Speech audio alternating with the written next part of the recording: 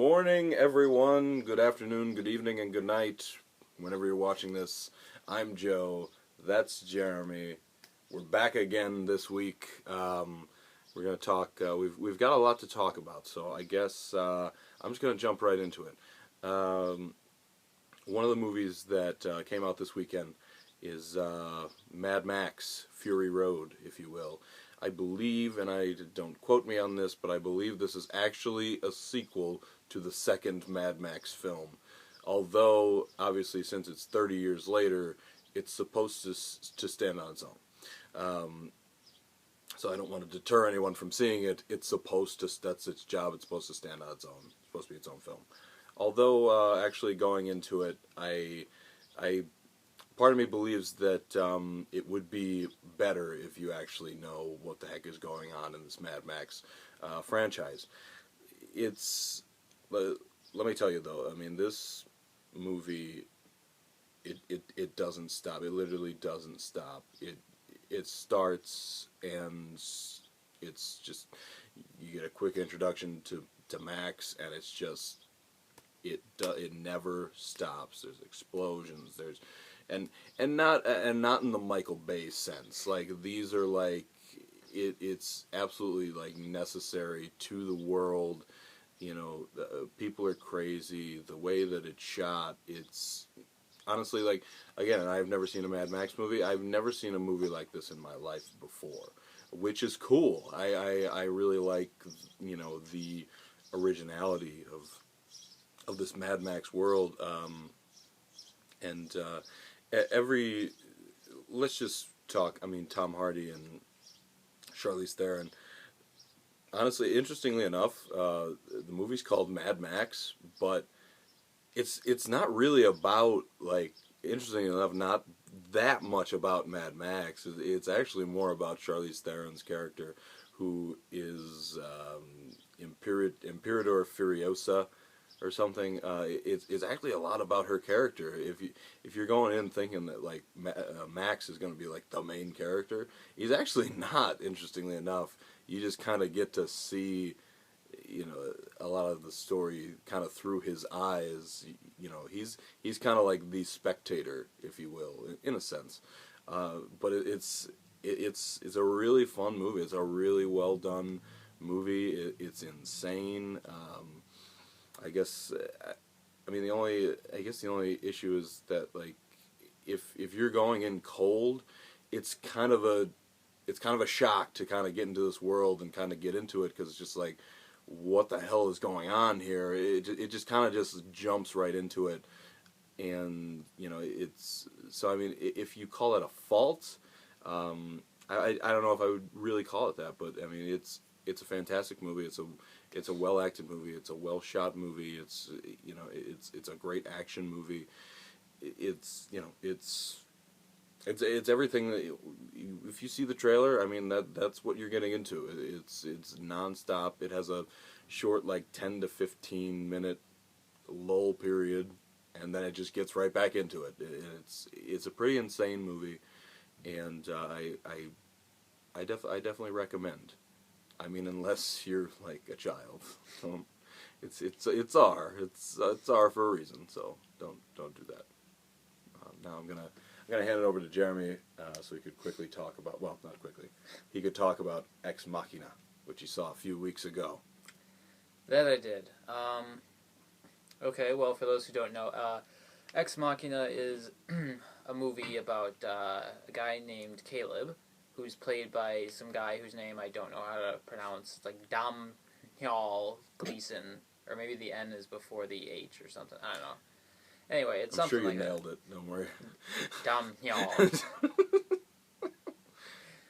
Anyway, so anyway, he's like a programmer for a company that is an obvious Google knockoff, but they can't actually use Google. He wins a contest to go spend a week with the founder of the company. And said founder has created a robot with, you know, really advanced artificial intelligence, and he uses Caleb to test if said robot can pass the Turing test. The Turing test, if you'd seen The Imitation Game, you would know is a test used to determine whether or not something, mostly speaking in the context of artificial intelligence, is human. If a human speaks to the intelligence and can't tell that it is artificial, then we pretty much have to say that it's human.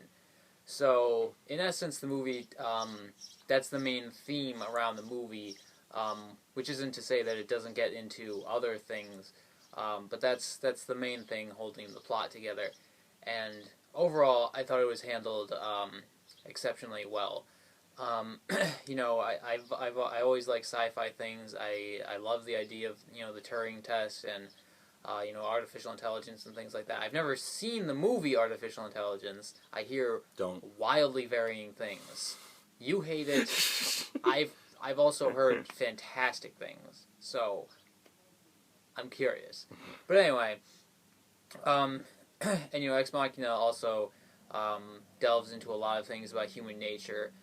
Some of the coolest parts of the movie are just conversations between Nathan and Caleb. Nathan being the founder guy, the guy who makes the robot Ava, and just the way they talk. I mean, they kind of get into some really techno speak, especially with the computer know-how, but it's fairly easy to follow. They're not really gonna lose you on it, and it's just cool to see how they discuss the process of making things and why Nathan made Ava, in certain ways, why she's a shapely woman robot. That's actually a plot point. There's a reason for that. So that sort of thing was cool. And Ava herself is a robot, but she's also a very interesting character and very well acted. It's acted well across the board. I thought the cinematography was great in this. Pretty much the entire movie takes place in this kind of small research facility / house, but it's also in a glacial location. So sometimes they go outside and just chill by waterfalls and forests and stuff. So that looked nice, and that was a plus. And also, despite this being a fairly low budget film, the special effects were very well done. Ava looked great, and everything, and any other CGI was seamless, and it all came together really well, and I recommend it. Yeah, it did look very good. I do plan to see it at some point. I would recommend both those movies, I would say. I also, I guess to touch quickly on, I also saw the Divergent series Insurgent, and that movie is getting a lot of hate, and I actually I don't get it. I guess maybe a lot of people just had high expectations. I think that Insurgent, if you take Insurgent for kind of what it is, which is what I did. I mean, Divergent is good, but it's nothing great. It's got a good performance from Shailene Woodley. I think it has an interesting premise, and Insurgent just kind of I don't know. I guess an issue with it is I don't think it really builds too much to a finish, or at least a last book split into two-part finish. But I don't know. I didn't. Again, it's a strong performance from Shailene Woodley. I think that her relationship with the character Four, or Tobias Eaton, however you want to call him, is actually pretty good. Dare I say, better than Katniss and either of her men. So it's I think they're solid films, but I mean, if you're taking them to be something more than they are, they're just not. They're just not. Everyone just kind of plays a role. Kate Winslet plays evil person.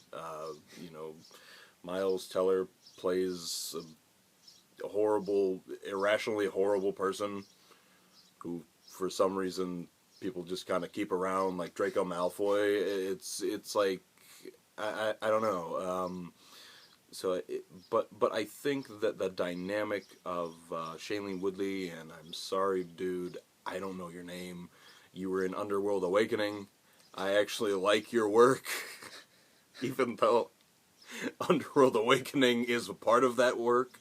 I actually really like you as an actor, and I'm sorry I don't know your name if you're watching. But yeah, I actually think that Insurgent is also a good movie. But again, only if you take this for what it is. It's a young adult book series that's turned into movies. And if you're expecting it to be something spectacular, then you're not gonna get that. You're gonna get a young adult book series. That's what you're gonna get. So if you like that, you're gonna like the movies. If you don't like that, you're not gonna like the movies. The only young adult thing I feel that's like built is like I think the Hunger Games has the quality to do it, and it has done it obviously. I mean, obviously Harry Potter. You know, unfortunately Twilight. But yeah, no, I think, and that's not quality. That's just But yeah, I mean, I would right now put the Divergent series as above. I'd still put it at above average. It's no Hunger Games.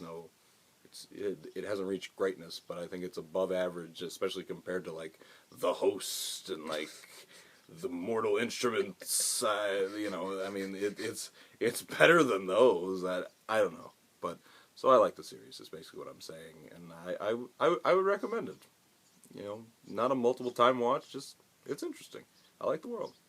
But anyway, let's talk box office. We'll go to Jeremy Evans for that. Let's. As he sports his Pixels shirt, which it's Donkey Kong, the original. It's turned into a Pixel shirt. I'm sorry they're making that movie. What, Pixels? Yes. I'm kind of interested. Really? Yeah. It's gonna be so bad, but we'll talk about that when it's coming out. Go for it. Sorry. Okay. All right. Number 5 last weekend was Paul Blart Mall Cop 2. And that. Well, let me preface this by saying that pretty much across the board, everything had really good drops last weekend. The weekend before that, everything was just horrible. Had like 50 or 60%, and then last week was all like 20% less in a lot of cases. So Paul Blart 2 fell 10%, but don't read too much into that. So yeah, it made $5.3 million total of $58.2, probably heading for 70-75, which is still way too much. In fourth, we had Furious 7, and that fell 19% to $5.4 million. That brings its total to $338.6. Furious 7 should enjoy a little while longer as the highest-grossing movie of the year. And it's still killing it overseas, heading for probably 1.5 billion, and that's wow. So number 3 was The Age of Adeline, and that fell just 6% to $5.8 million, bringing its total to $31.8. And that's not bad. That's not bad. No. I didn't realize that Dario was the dude in this from Game of Thrones. Oh yeah. Yeah, he's good looking. Mm-hmm. What number 2? Hot Pursuit, and that opened to $13.9 million. That's not bad, really, when you think about it. The reviews for this were really, really, really bad. It also didn't look funny or original or entertaining or anything positive, so I'm actually quite impressed that it managed to make that much. That's a good point. So, Box Office Mojo says the production budget was $35 million, so it might hit that domestically. It's probably still going to be a slight loss for the studio because they might not even release this overseas. So, we'll see. So, our number 1 picture, once again, was Avengers Age of Ultron. and that fell 59% to 77.8 million, and brought its total to 313.4. Now, just to get it out of the way, that is in fact the second biggest second weekend of all time. Second only to, that's a lot of seconds. Number two to only the first Avengers. So, even though Age of Ultron, continues to fall short of expectations that were, in fairness, way too high, it's still doing incredible things at the box office. Like, if you just take away the first Avengers, these numbers would be, like, otherworldly. True. So it's still very impressive, and to have 313 after 2 weekends is pretty ridiculous.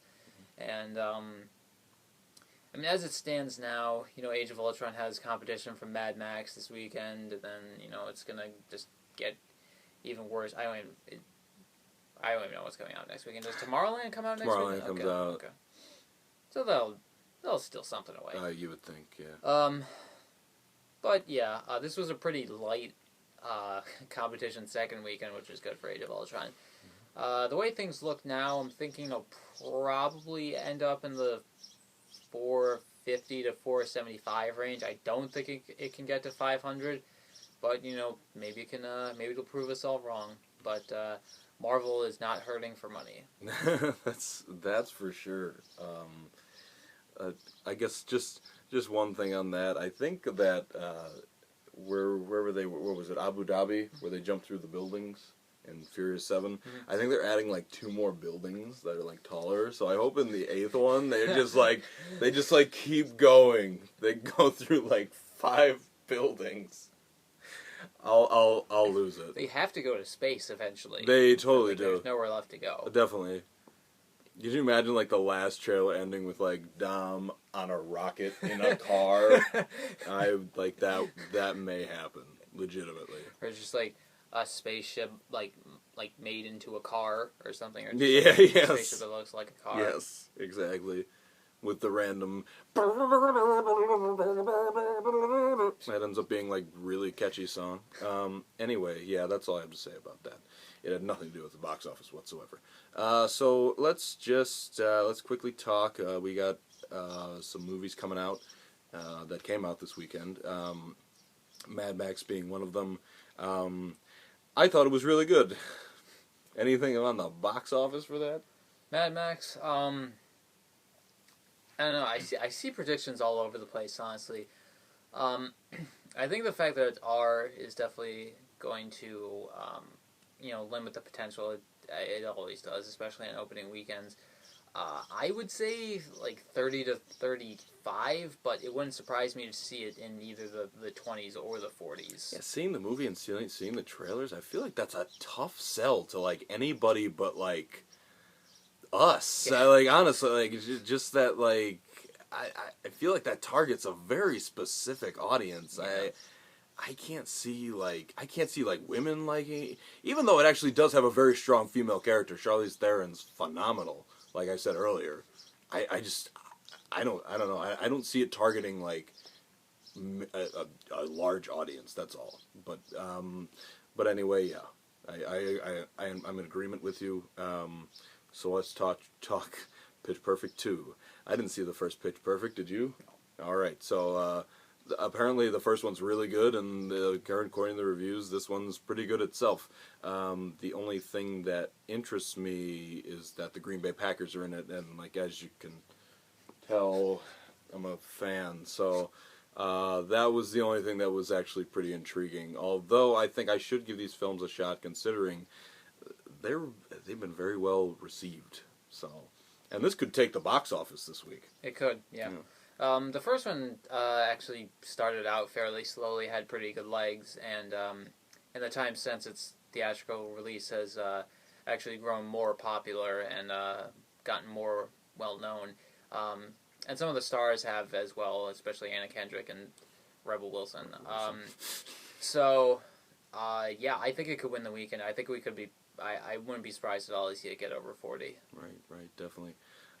So, hey, we got some good stuff out there. I think it's been a pretty good start to this summer season. So hopefully we could keep it going, keep these good movies going. So we'll see you next week.